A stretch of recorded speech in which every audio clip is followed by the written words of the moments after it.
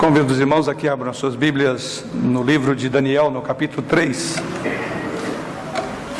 Livro do profeta Daniel, no capítulo 3. Nos diz assim a palavra do Senhor. O rei Nabucodonosor fez uma imagem de ouro que tinha 30 côvados de altura e 6 de largura. Levantou-a no campo de Dura, na província da Babilônia. Então o rei Nabucodonosor mandou ajuntar os sátrapas, os prefeitos, os governadores, os juízes, os tesoureiros, os magistrados, os conselheiros e todos os oficiais das províncias, para que viessem à consagração da imagem que o rei Nabucodonosor tinha levantado.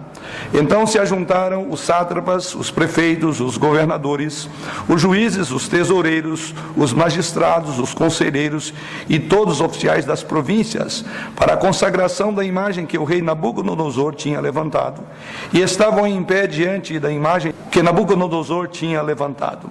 Nisto o arauto apregoava em alta voz: ordena-se a vós outros, ó povos, nações e homens de todas as línguas, no momento em que ouvirdes o som da trombeta, do pífaro, da harpa, da cítara, do saltério, da gaita de foles e de toda sorte de música, vos prostrareis e adorareis a imagem de ouro que o rei Nabucodonosor levantou. Qualquer que se não prostrar e não a adorar, será no mesmo instante lançado na fornalha de fogo ardente. Portanto, quando todos os povos ouviram o som da trombeta, do pífaro, da harpa, da cítara, do saltério e de toda sorte de música, se prostraram os povos, nações e homens de todas as línguas e adoraram a imagem de ouro que o rei Nabucodonosor tinha levantado. Ora, no mesmo instante, se chegaram alguns homens caldeus e acusaram os judeus, disseram ao rei Nabucodonosor: ó rei, vive eternamente. Tu, ó rei, baixaste um decreto pelo qual todo homem que ouvisse o som da trombeta, do pífaro, da harpa, da cítara, do saltério, da gaita de foles e toda sorte de música se prostraria e adoraria a imagem de ouro. E qualquer que não se prostrasse e não adorasse seria lançado na fornalha de fogo ardente. Há uns homens judeus que tu constituíste sobre os negócios da província da Babilônia, Sadraque, Mesaque e Abdênego. Estes homens, ó rei, não fizeram caso de ti. A teus deuses não servem, nem adoram a imagem de ouro que levantaste. Então Nabucodonosor, irado e furioso, mandou chamar Sadraque, Mesaque e Abdênego, e trouxeram a estes homens perante o rei. Falou Nabucodonosor e lhe disse: é verdade, ó Sadraque, Mesaque e Abdênego, que vós não servis a meus deuses, nem adorais a imagem de ouro que levantei? Agora, pois, estáis dispostos, e quando ouvirdes o som da trombeta, do pífaro, da cítara, da harpa, do saltério, da gaita de foles, prostrai-vos e adorai a imagem que fiz. Porém, se não adorardes, sereis no mesmo instante lançados na fornalha de fogo ardente. E quem é o Deus que vos poderá livrar das minhas mãos? Responderam Sadraque, Mesaque e Abdênego ao rei: ó Nabucodonosor, quanto a isso não necessitamos te responder. Se o nosso Deus a quem servimos quer livrar-nos, ele nos livrará da fornalha de fogo ardente e das tuas mãos, ó rei. Se não, fica sabendo, ó rei, que não serviremos a teus deuses, nem adoraremos a imagem de ouro que levantaste. Então Nabucodonosor se encheu de fúria e, transtornado o aspecto do seu rosto contra Sadraque, Mesaque e Abdênego, ordenou que se acendesse a fornalha 7 vezes mais do que se costumava. Ordenou aos homens mais poderosos que estavam no seu exército que atassem a Sadraque, Mesaque e Abdênego e os lançassem na fornalha de fogo ardente. Então estes homens foram atados com seus mantos, suas túnicas e chapéus e suas outras roupas, e foram lançados na fornalha sobremaneira acesa, porque a palavra do rei era urgente, e a fornalha estava sobremaneira acesa. As chamas do fogo mataram os homens que lançaram de cima para dentro a Sadraque, Mesaque e Abdênego. Estes 3 homens, Sadraque, Mesaque e Abdênego, caíram atados dentro da fornalha sobremaneira acesa. Então o rei Nabucodonosor se espantou e se levantou depressa e disse aos seus conselheiros: não lançamos nós 3 homens atados dentro do fogo? Responderam ao rei: é verdade, ó rei.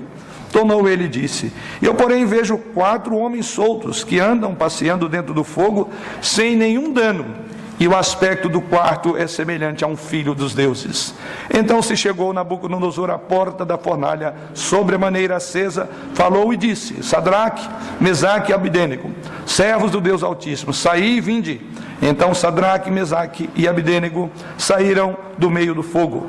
Ajuntaram-se os sátrapas, os prefeitos, os governadores e conselheiros do rei, e viram que o fogo não teve poder algum sobre os corpos desses homens, nem foram chamuscados seus cabelos da sua cabeça, nem os seus mantos se mudaram, nem cheiro de fogo passaram sobre eles. Falou Nabucodonosor e disse: Bendito seja o Deus de Sadraque, Mesaque e Abidênego, que enviou o seu anjo e livrou os seus servos que confiaram nele, pois não quiseram cumprir a palavra do rei, preferindo entregar o seu corpo a servirem e adorarem a qualquer outro Deus, senão ao seu Deus. Portanto, faça um decreto pelo qual todo povo, nação e língua que disser blasfêmia contra o Deus de Sadraque, Mesaque e Abidênego seja despedaçado e as suas casas sejam feitas em monturo, porque não há outro Deus que possa livrar como este. Então o rei fez prosperar a Sadraque, Mesaque e Abidênego na província da Babilônia. Que o Senhor nos conduza por meio dessa passagem à instrução dessa noite.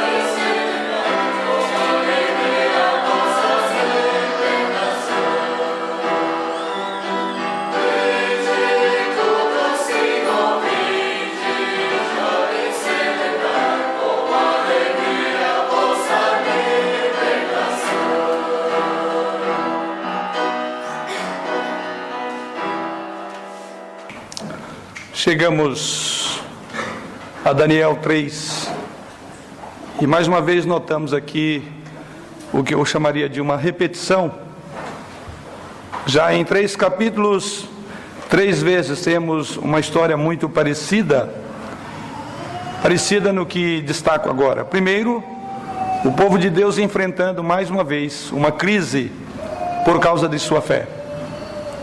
Depois observamos que, tendo este povo de uma forma fervorosa seguido o mandamento do Senhor, este povo é entregue pelo próprio Senhor e depois é honrado pelos governantes civis em função da sua postura. 3 vezes ocorre isso: Daniel capítulo 1, capítulo 2 e agora diante dos nossos olhos o capítulo 3. Mais uma lição para nós nesta repetição. E a lição, eu diria até aqui, ela é dupla.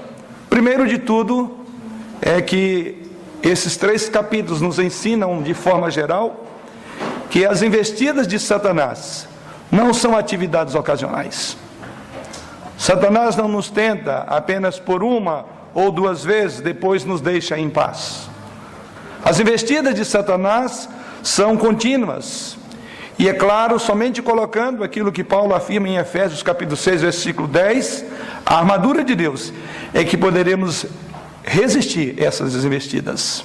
E a segunda grande lição que aprendemos nessa repetição, nesses 3 capítulos, é que por 3 vezes também vemos Deus honrando o seu povo, quando o seu povo é fiel a Ele.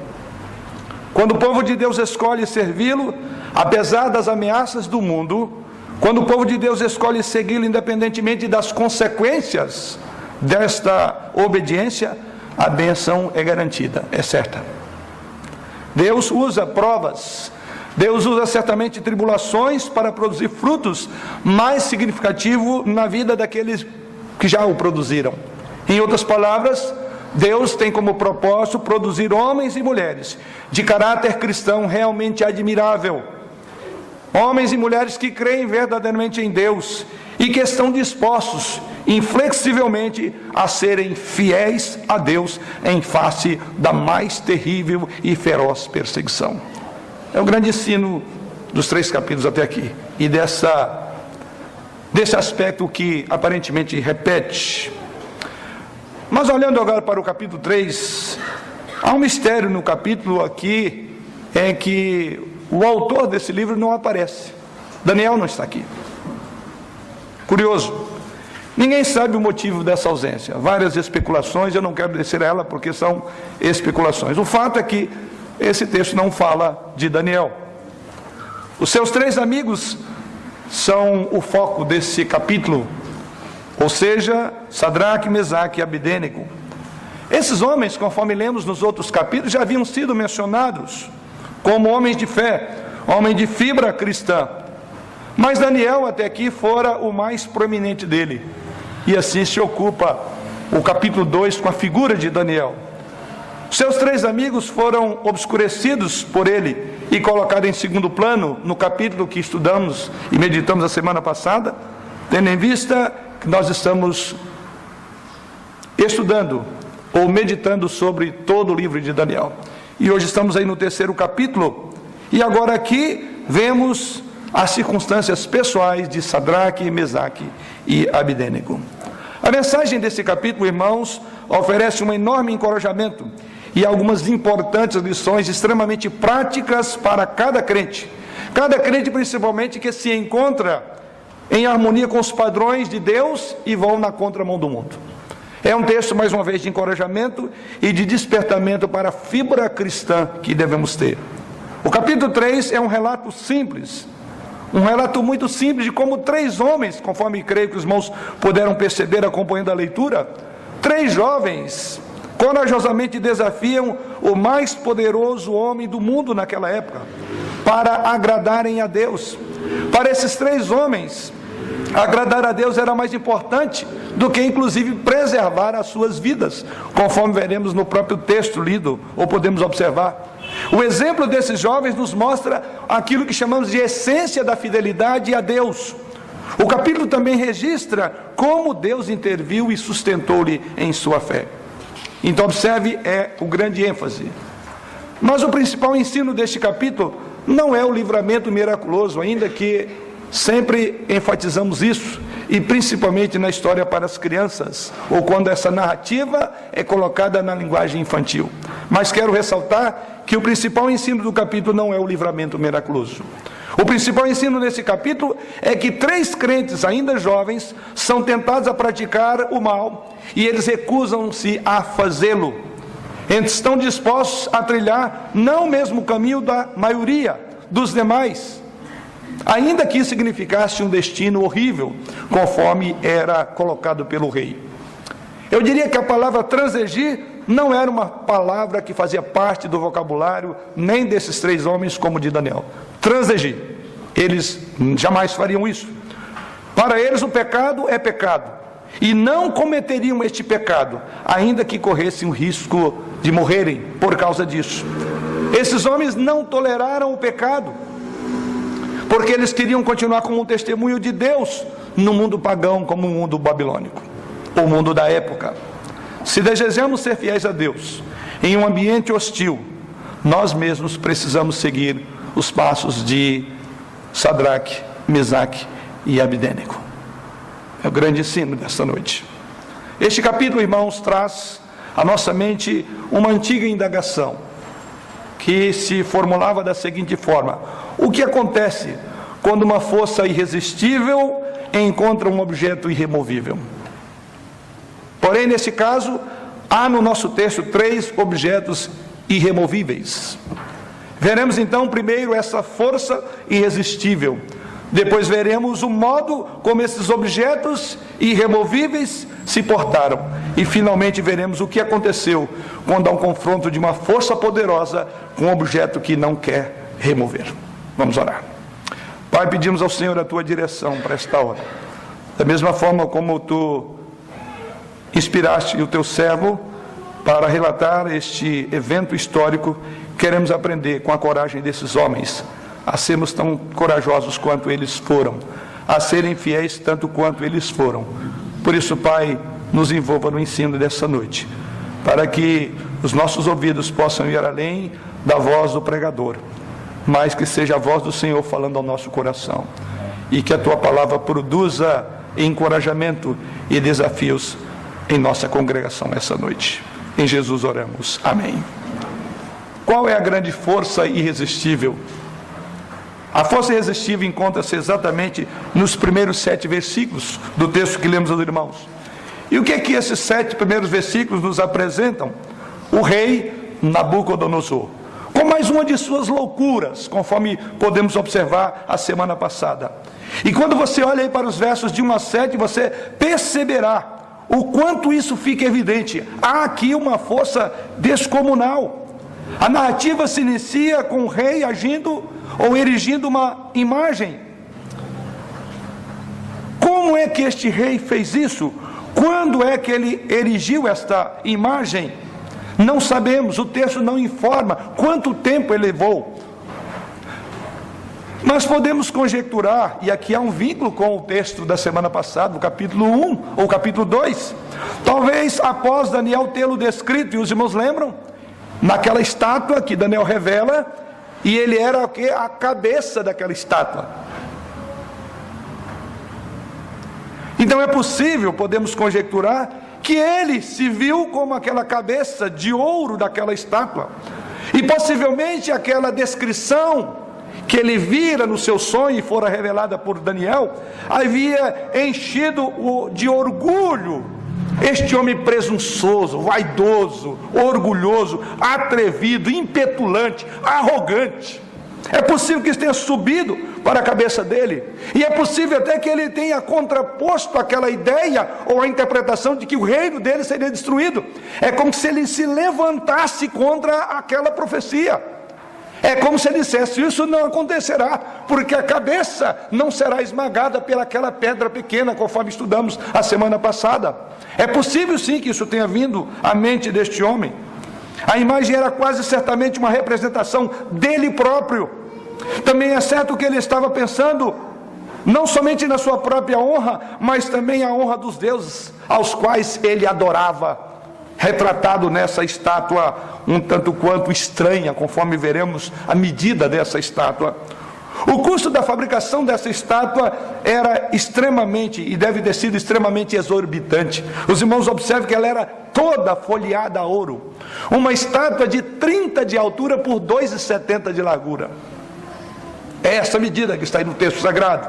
Imagina você folhear tudo isso de ouro e sobre um pedestal. E o texto sagrado diz então que ela fora colocada ali 30 por 2,70.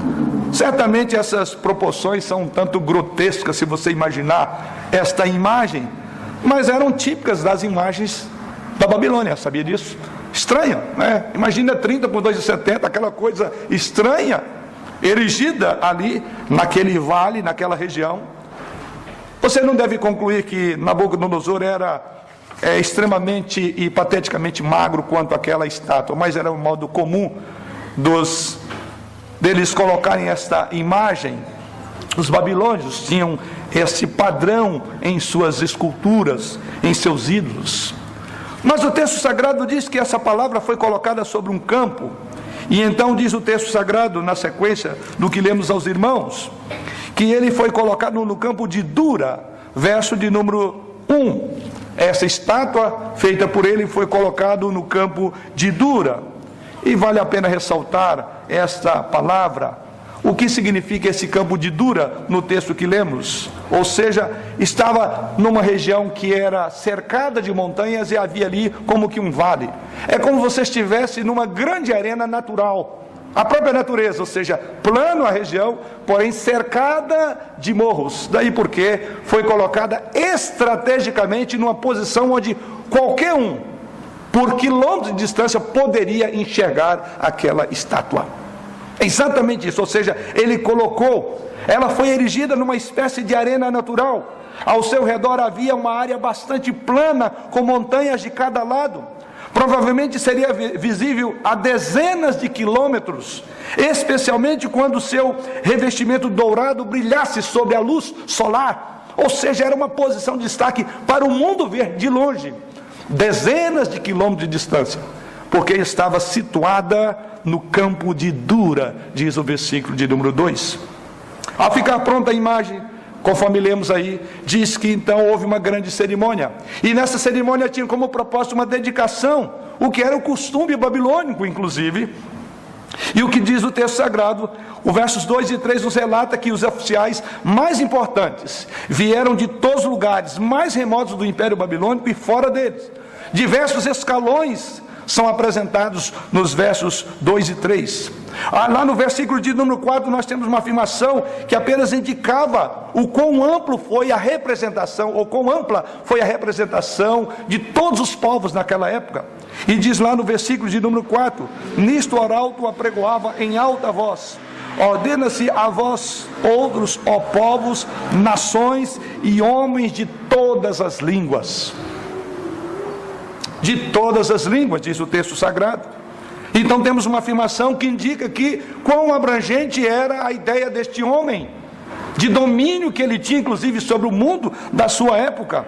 E essa voz silencia toda a multidão, e essa voz é ordenado que todos deveriam curvar-se sob pena de serem mortos pelo decreto do rei. Mas o texto sagrado na sequência, os versos 5, 7, 10 e 15 diz algo também. É dito aí que havia uma orquestra, a orquestra estava presente àquela cerimônia, e os instrumentos são listados exatamente nos versículos 5, 7, 10 e 15. E o que é dito aí sobre os instrumentos, que havia ali toda sorte de música. Esta é uma expressão persa, indicando que a orquestra continha alguns instrumentos da Pérsia. Isso não é surpreendente, visto que a Pérsia era um país vizinho e pequeno diante do poderio babilônico. Diz ainda também que dentre esses instrumentos havia trombeta e o pífaro. Esses eram instrumentos semíticos, ou seja, que alguns músicos judeus exilados tocavam. Mas é dito também que havia harpa e cítara e o saltério, que eram instrumentos gregos. Ou seja, Babilônia comerciava com a Grécia há mais de um século, e evidentemente acrescenta a música grega às suas próprias tradições. E o que o arauto proclama? Ele proclama que essa orquestra tocasse, e ali estavam representados todos os povos naquela ocasião. E o que era exigido? Que eles deveriam curvar-se ao ídolo. Poderíamos dizer que esse curvar ao ídolo não era problema para a grande maioria das pessoas do Império Babilônico.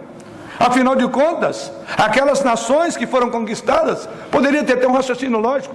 Realmente nós devemos nos curvar diante dessa estátua, porque nós experimentamos na prática que de fato Babilônia domina. Esse é o grande império. Então era natural de se esperar que todos curvassem, como de fato fizeram. O Arauto proclama inclusive que quando a orquestra tocasse, todos, quem quer que fosse, de onde quer que estivesse, deveriam prostrar-se.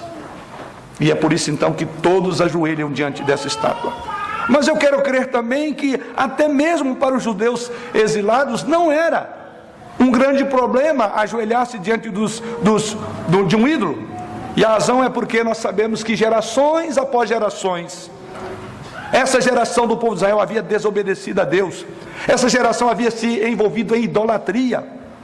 As severas palavras dos profetas proferidas, condenando a prática, haviam sido deliberadas e continuadamente ignoradas. E nós sabemos que uma das razões, inclusive do cativeiro, foi exatamente isso: por ajoelhar, por adotar outros deuses que não o Senhor.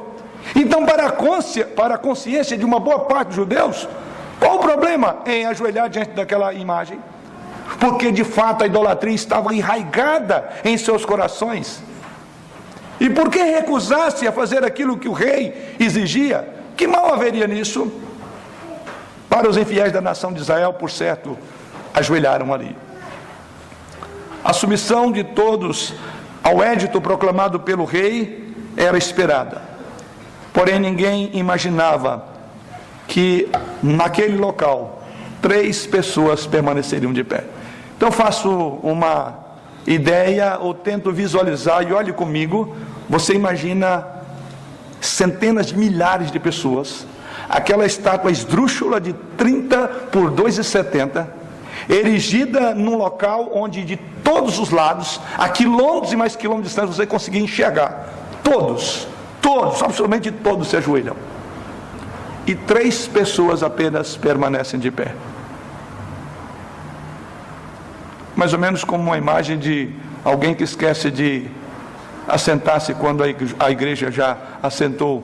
Não tem como não perceber que aquele irmãozinho não ouviu a instrução de quem está à frente e ficou de pé. Ele é destacado. Então imagine essa cena.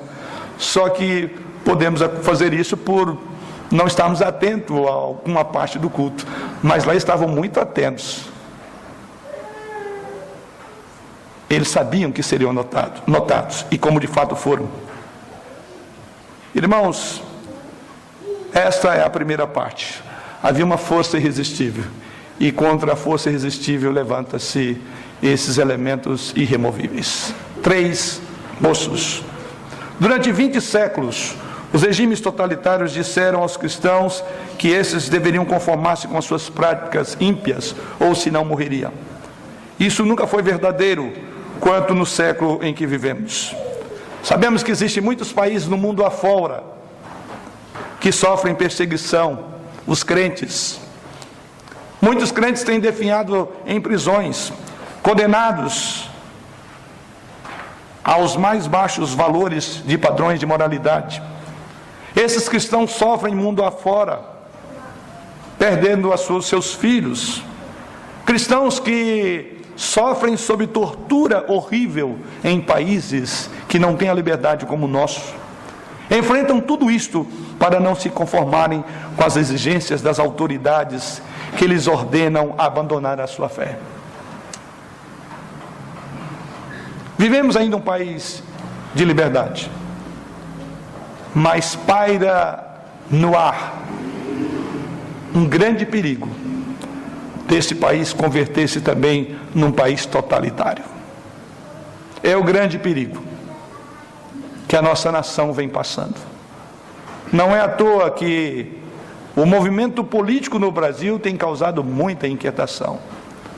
Talvez porque nós temos dormido por muitos anos e não estamos percebendo a força irresistível que se levanta contra elementos irremovíveis nesse país que somos nós. Há uma força, ninguém pode negá-la.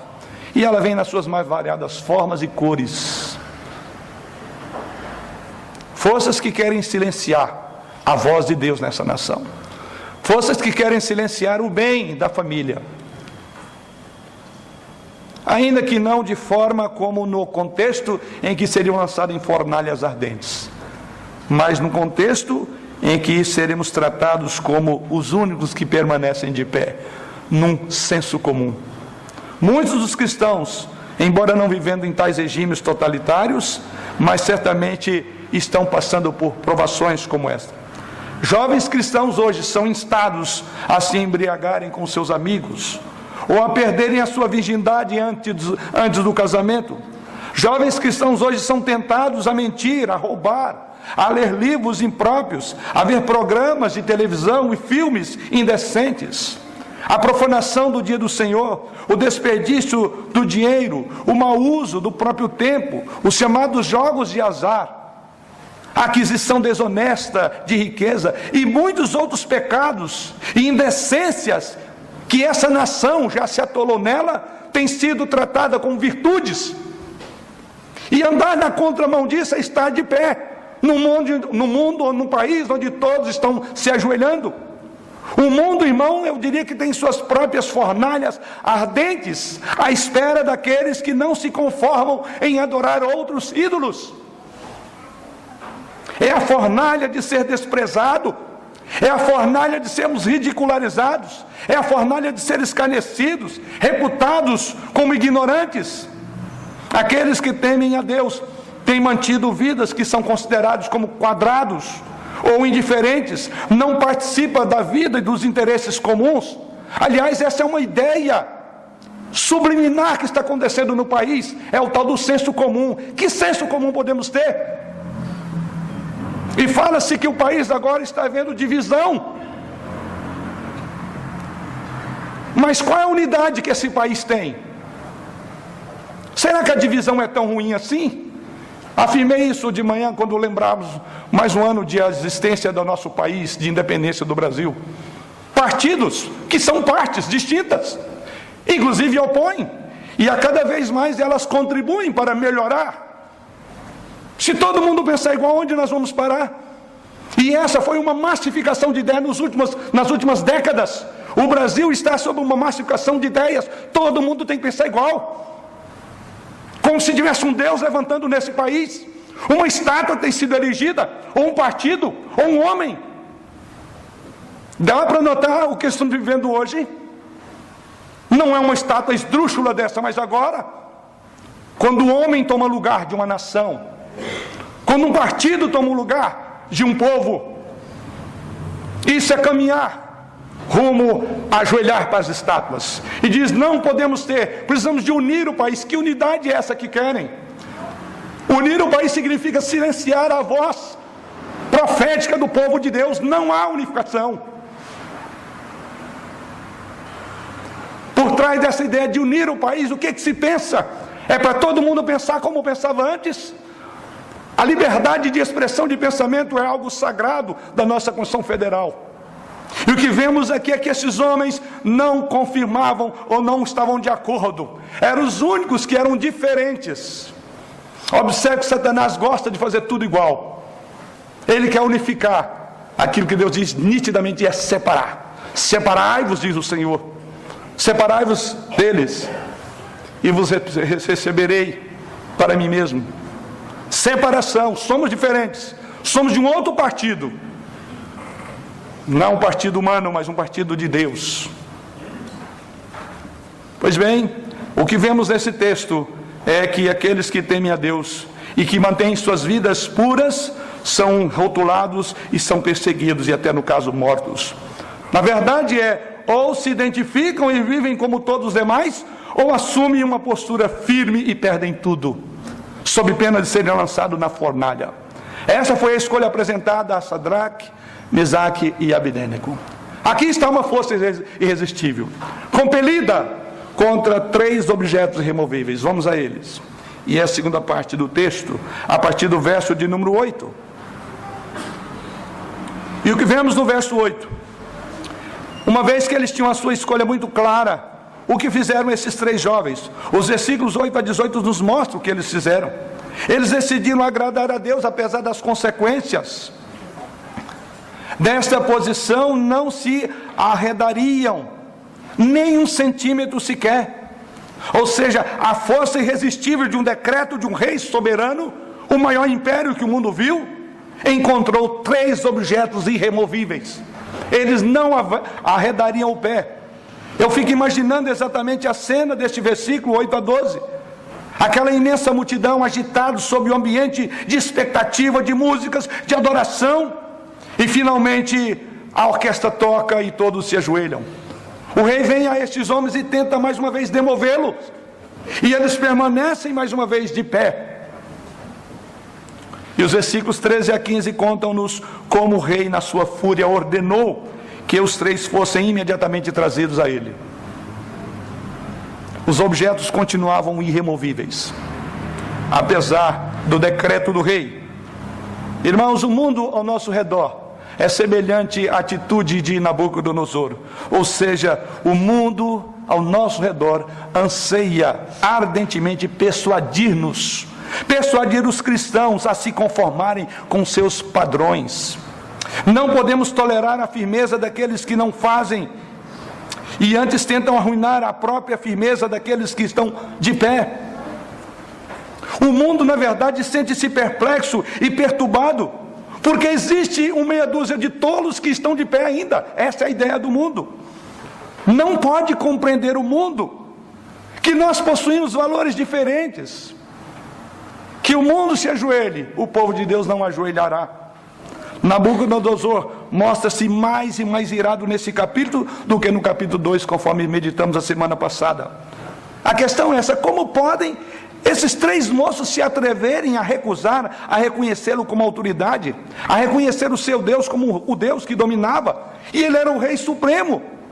E o versículo 16 a 18 então mostra-nos por que chamamos esses homens de objetos irremovíveis. Observe bem, versículo 16 a 18. Responderam Sadraque, Mesaque e Abidênego ao rei: ó Nabucodonosor, quanto a isso não necessitamos de te responder. Se o nosso Deus, a quem servimos, quer livrar-nos, ele nos livrará da fornalha de fogo ardente das tuas mãos, ó rei. Se não, fica sabendo, ó rei, que não serviremos a teus deuses, nem adoraremos as imagens de ouro que levantastes. Aqui é uma palavra muito forte contra o maior império da época. E a palavra deles é exatamente esta: ó Nabucodonosor, quanto a isso não necessitamos te responder. Em outras palavras, o que você ouviu é verdade, viu? Nós não nos ajoelhamos. Não precisa discutir, é isso mesmo, vamos ser direto? Não vamos nos curvar. E fica sabendo, ó rei, diz eles aí, que se Deus nos quiser livrar, ele nos livrará. Se não for esse o propósito dele, também vamos permanecer de pé. Nós confiaremos em Deus se ele prover livramento, ou mesmo se for necessário morrer. Saiba, estamos prontos a morrer. Mas mudar a nossa opinião, ajoelhar diante dessa estátua, fique sabendo, ó rei, não. Estes 3 homens, num primeiro momento, estavam confiantes no livramento, mas a sua determinação era que, embora não fossem livrados, não se prostrariam. Esta é a forma como a fé em Deus age, irmãos. Independentemente se teremos ou não livramentos, podemos até ficar na expectativa de que Deus nos livrará, mas se não nos livrar, que assim seja. Isto é a fé robusta desses 3 jovens. Esses 3 homens estavam confiantes, independentemente do resultado. Em outras palavras, devemos lembrar um grande princípio da vida cristã. E nas palavras do o príncipe dos pregadores, Spurgeon, ele fez a seguinte afirmação: o nosso dever é praticar aquilo que é correto. As consequências pertencem a Deus. E para você e eu fazermos o que é correto, ainda que os céus caiam, precisamos agir, ou melhor, precisamos seguir a ordem de Cristo, apesar das consequências. Conclui ele dizendo: senhores, o que podemos fazer em relação às consequências? Que caiam os céus, mas que o homem seja obediente a seu Senhor e fiel à sua verdade. Ó homem de Deus, seja íntegro e não tema. As consequências pertencem a Deus e não a você. Sabe por que muitas vezes nós somos pusilânimes no nosso testemunho? É porque nós estamos muito mais preocupados com as consequências do que em sermos fiéis a Deus. E não há como você preocupar-se com as consequências e ser fiel a Deus. Você tem que definir. Os babilônios definiram, pensaram nas consequências e foram desobedientes a Deus. Este princípio bíblico é exemplificado na vida de Sadraque, Mesaque e Abednego. O nosso dever é fazer o que é correto e nada mais.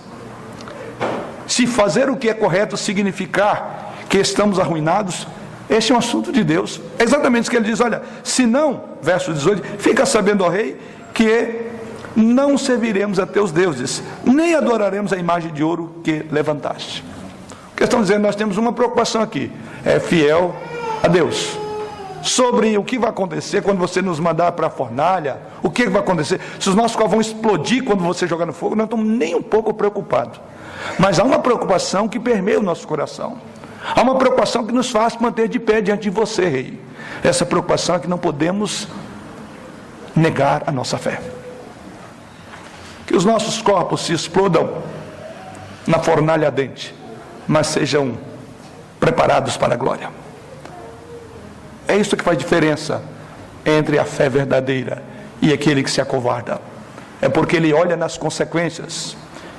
O nosso papel é de fato sermos obedientes a Deus. As consequências estão em suas mãos, mas o dever está em nossa. É mais ou menos isso que eles disseram. Não importa o custo e as consequências, cumpre-nos fazer o que agrada a Deus. Este é um pensamento que nos conforta intensamente em momentos como vivemos. Todos nós morreremos um dia, mais cedo ou mais tarde. E todos nós compareceremos diante daquilo que Paulo chama de tribunal de Cristo. Sem dúvida, é melhor ser morto de forma prematura, como eles seriam mortos de forma prematura, do que encontrar Deus em paz e viver um pouco mais, do que viver um pouco mais e encontrar Deus em terror e miséria. Sabemos que a morte não é o fim de tudo, irmãos. Por que então deixar que uma mera ameaça de um mortal qualquer seja uma razão para procurarmos agradar essa pessoa do que a Deus? Saiba, você prestará contas a Deus depois da sua morte. Não vale a pena usufruir um pouquinho mais de vida sob pena de se perder eternamente, de ser tratado por Deus como um servo mau e negligente, um servo infiel, porque isso diz respeito a toda a eternidade. Então, quando você pensa nas consequências, você não olha para a grandeza do caráter de Deus. Ainda que vivamos pouco, mas encontremos Deus em paz, do que viver muito e encontrarmos um Deus em ira contra nós na eternidade. Muitos crentes cedem às pressões da época porque pensam mais nas consequências temporais, pensam mais no modo como o mundo faz uma leitura sobre eles e tomam suas decisões baseadas à luz das consequências. Eu não vou fazer isso, não vou perder meu trabalho. Eu não vou fazer isso, não vou ser mandado embora. Eu não vou fazer isso, não vou conquistar isso na minha vida. Porque você está olhando para as circunstâncias. E enquanto você olhar para as circunstâncias, você não será como um Sadraque, Mesaque e Abednego. Pois bem, o que vemos nesse texto então é que há um encontro aqui de uma força irresistível de um decreto de um rei soberano que contrapõe a 3 objetos irremovíveis. A força mais poderosa do mundo da época disse a eles: façam isto, e encontrou a resposta bem clara: não.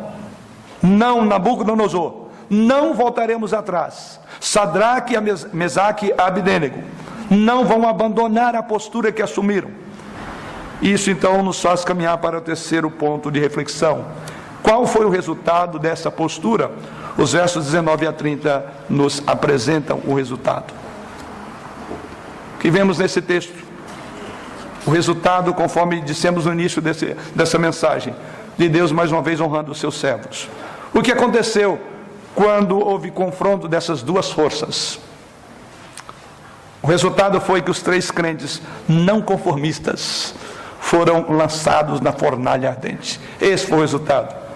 Porém, ali receberam livramentos. Nós devemos notar que eles receberam livramento no fogo, e não do fogo. É no fogo que eles tinham que estar, e não fora dele. Já pensou nisso? Isso nos faz entender porque Tiago diz: tende por motivo de toda alegria o passar por várias provações.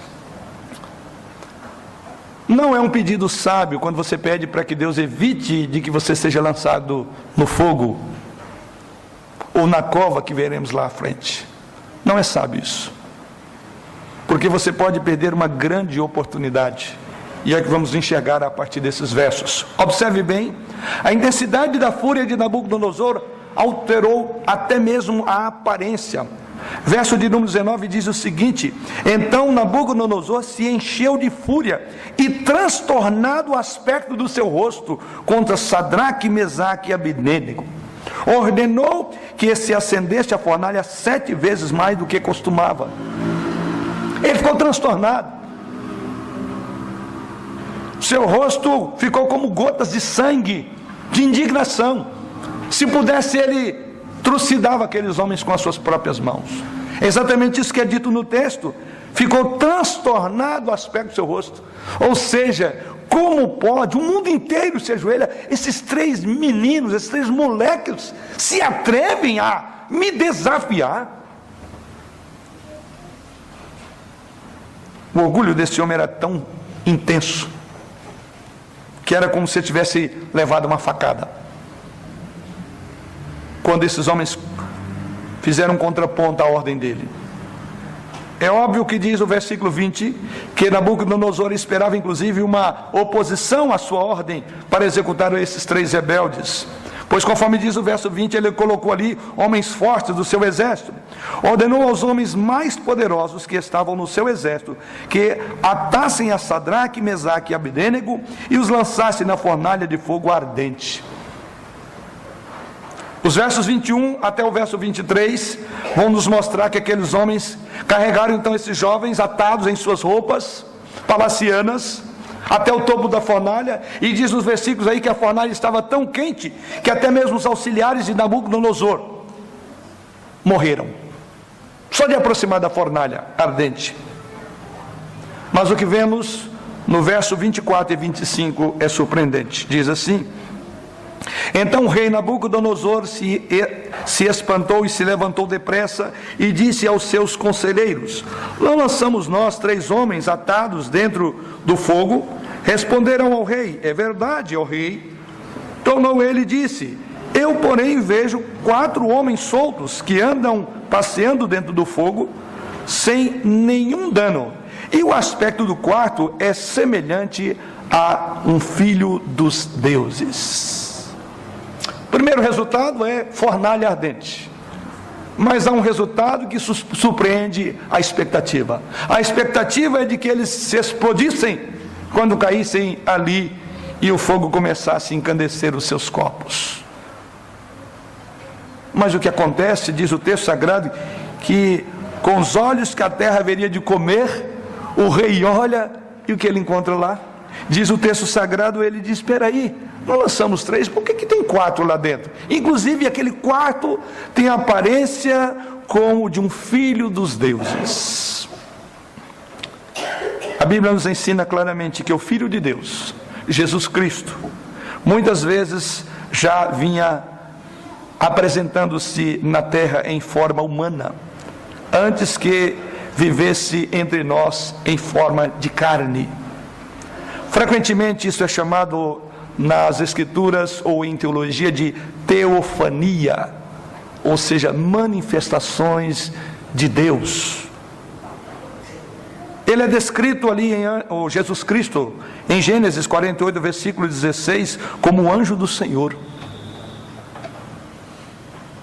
O Senhor Jesus Cristo, na verdade, andou juntamente com Sadraque, Mesaque e Abednego. É uma teofania aqui, é uma manifestação visível de um Deus invisível. Esse terceiro, como filho dos deuses, não era outro senão o próprio Jesus Cristo. Não é nosso propósito discorrer sobre esse aspecto, mas tenham convicção disto.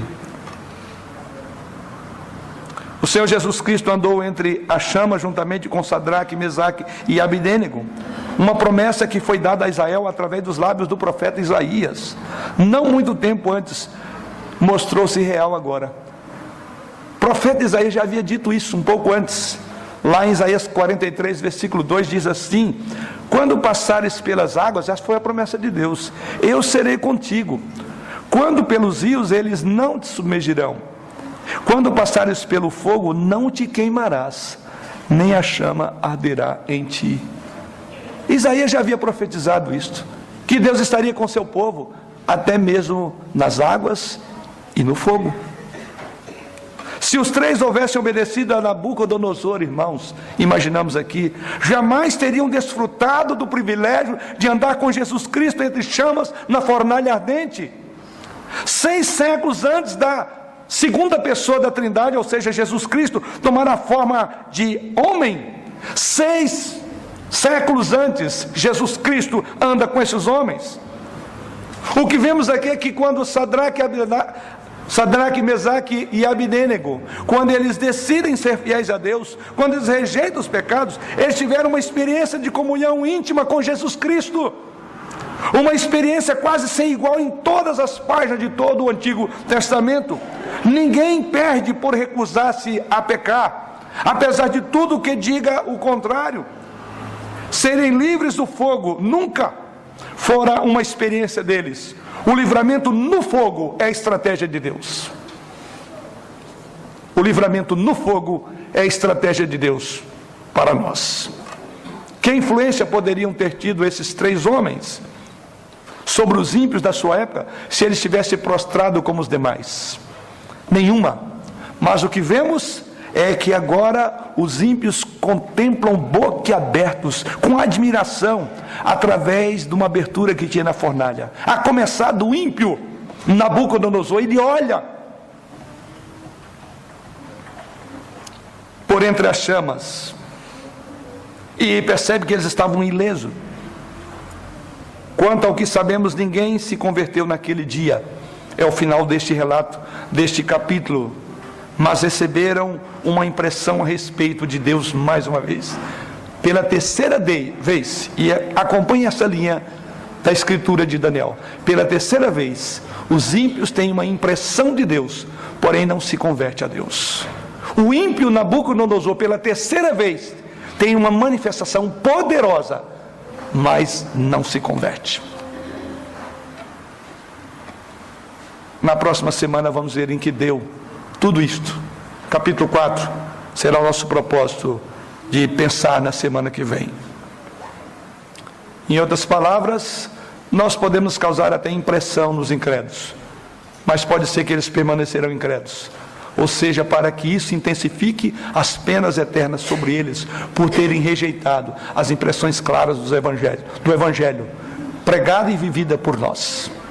É nesse sentido que Paulo diz que para alguns somos cheiros de vida para a vida e outros de morte. Somos para com Deus, diz o apóstolo Paulo, o bom perfume de Cristo, tanto nos que são salvos, quanto nos que se perdem. E aí Paulo diz, quem pode entender essas coisas? Nem eu mesmo entendo. Em outras palavras, Deus tem planos extraordinários e misteriosos que nós não entendemos. É estranho que pela terceira vez há um ato extraordinário e não há conversão. Até aqui não há conversão na Babilônia. Veja o que Nabucodonosor foi levado a reconhecer, versículo 28.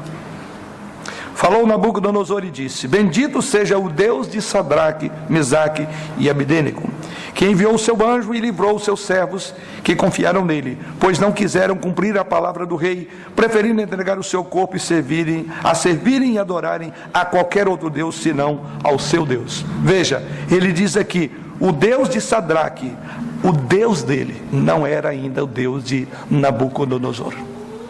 O que mostra que alguém pode ser exposto à mais pura verdade do Evangelho e permanecer incrédulo quanto a ela. Pode ver os milagres mais portentosos de Deus e, no entanto, permanecer incrédulo. Este é um ensino que podemos ver na vida de Nabucodonosor. Vamos concluir.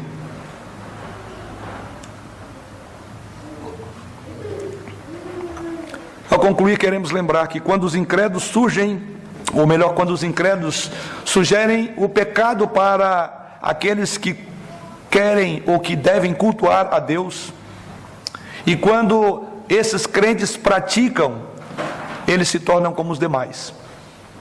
Não há mudança nenhuma. E assim deixam de ser uma testemunha eficiente para aqueles que estão ao seu redor. Propostas indecentes sempre nós receberemos, porque lembrem, essa é a iniciativa, é o caminho comum de Satanás. É insistir, insistir, insistir, até que nós possamos assim abrir mão do nosso princípio. Grave isso. Satanás nunca desiste. Se ele não conseguiu te emaranhar no primeiro pecado, esteja atento que o segundo virá. Assim como Sansão, por 3 vezes consecutivas, enamorou-se de Dalila, mesmo sabendo que ela tinha como intenção clara matá-lo. E ao enamorar-se do pecado, ele foi enredado por ele. Assim significa que o pecado sempre teremos diante de nós. Propostas indecorosas vindas das mais variadas formas virão. É o primeiro ensino que aprendemos aqui. O segundo é que devemos enfrentar as tentações com um firme não. Se você não estiver concentrado na obediência a Deus, você preocupará com as consequências. Mas eu quero também lembrar que quando você disser um firme não, saiba que a fornalha ardente está pronta para você. Ou ficamos fora da fornalha com Nabucodonosor, ou dentro dela com Jesus Cristo. Não há meio termo. Mas quando estivermos na fornalha com Jesus Cristo, sabemos que ali é um local de calor irresistível. Mas no local de calor irresistível há uma comunhão intensa com o nosso Salvador. É lá que se dá a mais profunda comunhão, quando o calor das chamas tentam nos sucumbir. Aqueles que andam por entre as chamas também gozam da certeza de que estão fazendo uma marca indelével a respeito de Deus sobre as consciências dos não convertidos.